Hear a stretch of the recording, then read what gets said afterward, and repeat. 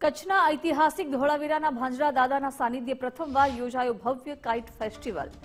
Russia, UK અને Greece સહિત 18 દેશો અને ભારતના પતંગબાજોએ વિશાળ પતંગોથી આકાશને રંગીન બનાવ્યું। કુદરતી સૌંદર્ય અને પવનના સાથ વચ્ચે હજારો સ્થાનિકો આ અદ્ભુત નજારાના સાક્ષી બન્યા। સંસ્કૃતિ અને આસમાનનો આ અનોખો સંગમ જોવા મળ્યો।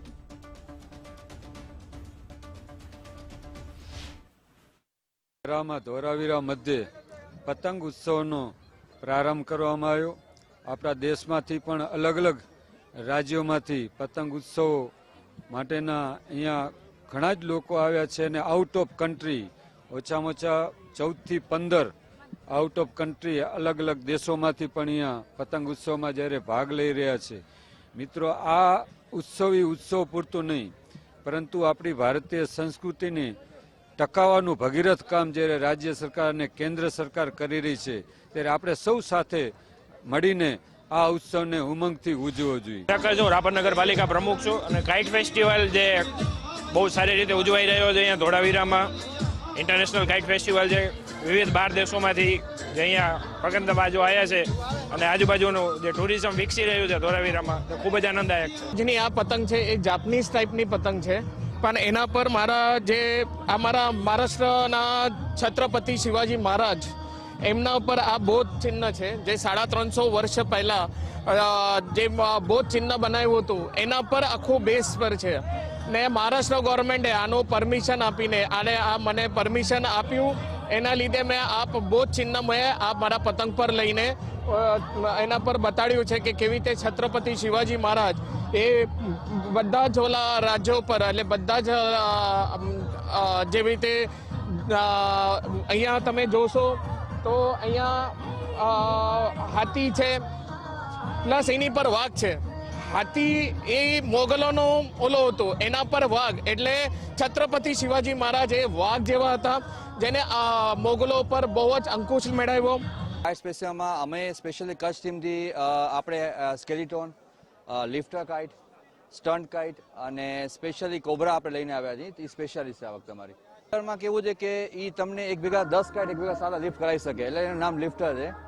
સ્ટન્ટ કાઇટ આપણે સ્ટેન્ડ આપણે જોઈ શકશું અને આપણા કારણે અમરેલા કાઇટ છે, તો હવા હજી બધું થશે તો સ્પીડમાં આપણે અમરેલા કાઇટ પણ ઓપન કરશું આખી। ને ખાસિયત આપણી એ છે કચ્છની ટીમની કે આપણે જેટલા કાઇટ છે હોમમેડ છે, આપણા કોઈ ચાઇનીઝ કાઇટ નથી, ટોટલી હોમમેડ છે આપણા। જાણવા માટે જ આવ્યો છું। પતંગ ચગાવવાનો શોખીન તો છું જ, પણ જોવાનો પણ એટલો જ શોખીન છું।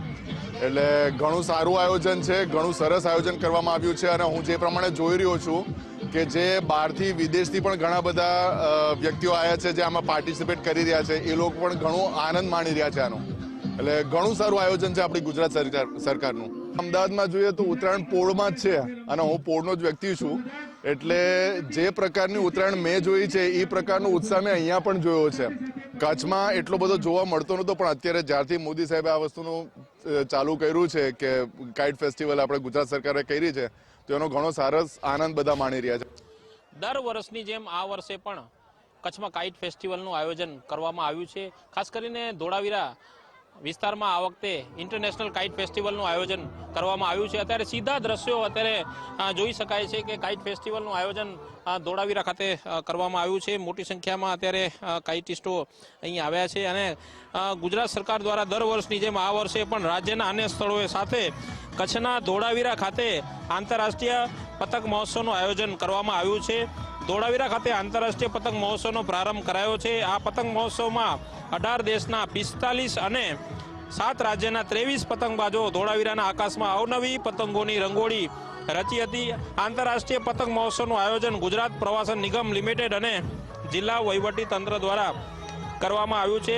આ આંતરરાષ્ટ્રીય પતંગ મહોત્સવમાં જિલ્લા પંચાયતના પ્રમુખ જનકસિંહ જાડેજાએ ઉદ્ઘાટન કર્યું હતું। દેશ વિદેશથી પધારેલા કાઇટિસ્ટોની કચ્છની ધરા ઉપર સાંસ્કૃતિક કાર્યક્રમો દ્વારા સ્વાગત કરવામાં આવ્યું છે અને મોટી સંખ્યામાં અત્યારે જોવા જઈએ તો કાઇટિસ્ટો આવ્યા છે અને એક અનોખો વાતાવરણ પણ અત્યારે જોવા મળી રહ્યો છે। ખાસ કરીને જોવા જઈએ તો ઇન્ટરનેશનલ કાઇટ ફેસ્ટિવલનું આયોજન કરવામાં આવ્યું છે, ત્યારે લોકોમાં પણ એક ઉત્સાહ જોવા મળી રહ્યો છે। કેમેરામેન રેહાન સાથે કૌશિક છાયા, ગુજરાત ફર્સ્ટ કચ્છ।